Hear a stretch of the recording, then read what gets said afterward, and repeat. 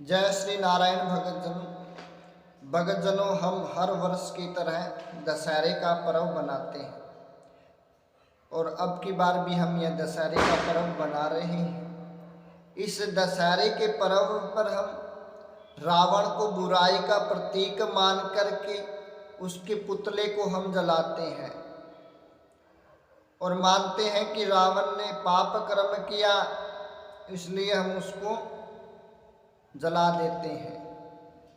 लेकिन क्या मैं तो ये मानता हूँ कि उस युग का रावण इस युग के रावण से बहुत अच्छा था।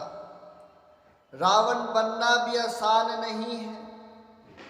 रावण की आप मर्यादाएं देखिए, और आज तो हर घर में आपको रावण मिल जाएगा। अरे अपने अंदर के पापों को जला करके राख कर दो, रावण का पुतला स्वयं जल जाएगा। जो हमारे अंदर जो पाप है, उन पापावृत्ति में हम लिप्त हैं, उन पापावृत्तियों में हम लगे हुए हैं, और हम आज रावण का पुतला जलाने चले हैं। क्या आप में वो राम के गुण हैं जो राम में थे? वो गुण भी आप में नहीं है, और जो गुण रावण में थे वो भी आप में नहीं, ना हम में है। और हम रावण के पुतले को जलाने चले जाते हैं और उसे हम बुराई का प्रतीक मानते हैं। अरे उस युग के रावण में कितनी मर्यादाएं थी। क्या है इस युग में किसी इंसान के पास मर्यादाएं?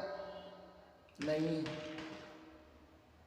अरे अगर रावण में अहंकार था तो पश्चाताप भी था। उसमें सीता हरण करने की शक्ति थी, तो किसी भी स्त्री को उसकी सहमति के बगैर ना छूने की जो मर्यादा थी वो रावण की थी, रावण में थी।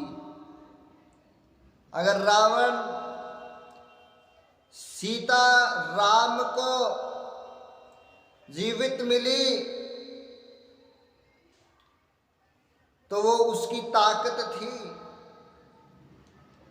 अगर वह पवित्र राम को सीता पवित्र मिली तो वह रावण की मर्यादा थी। क्या आज के युग में है ऐसा कोई जो उस युग के रावण के बराबरी कर सकता हो?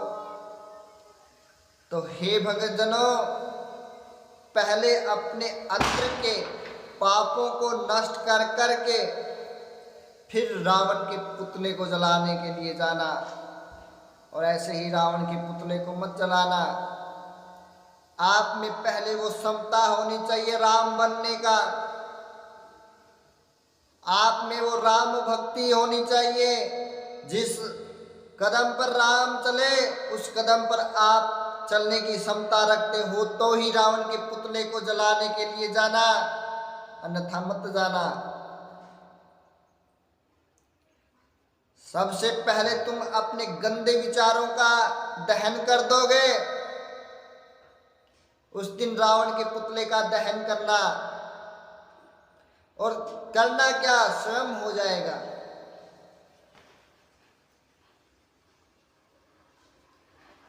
अरे भक्तजनों,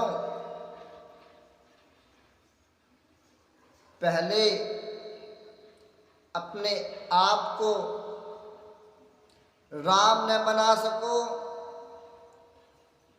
अगर रावण न बना सको तो आपको रावण के पुतले का दहन करने की आवश्यकता ही नहीं है। आप वही पापावृत्ति में अगर आप अपने नए नक्शे कदम पर चलोगे तो रावण के पुतले की दहन करने की आवश्यकता नहीं है, क्योंकि आप अपवित्र हैं। अरे रावण में कितनी मर्यादाएं थी, उसमें कितनी पवित्रता थी, उसने कितनी भक्ति की, वो 4 वेदों का ज्ञाता था और आप उसे बुराई का प्रतीक मान करके उसका दहन करने के लिए चले जा रहे हैं। अरे भक्तजनों, जो रावण अपनी बहन के लिए और उस भगवान से भी लड़ गया, क्या वह मर्यादा नहीं थी? जब शूर्पणखा ने आकर के रावण के द्वार में गुहार लगाई कि भैया आज तुम्हारी नाक कट गई, तब कहा कि बहन क्या हुआ, हमने तो ऐसा कुछ भी नहीं किया जिससे हमारी नाक कट गई। भैया जंगल में 2 वासी आए हुए हैं,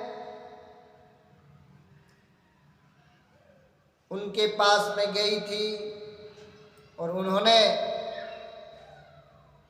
उनमें से एक नर ने मेरी नाक को काट दिया।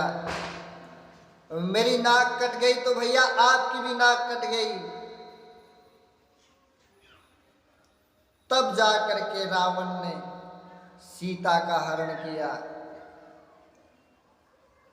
अरे उसकी कहाँ तक, उसकी मर्यादाओं को कहाँ तक आप पहुंचाओगे? आप पहले अपने अंदर के रावण का दहन करिए, फिर जाकर के उस रावण का दहन करना। हम ये नहीं देखते कि हम में कितनी बुराइयां हैं, हम दूसरे की बुराइयों को देखने लग जाते हैं।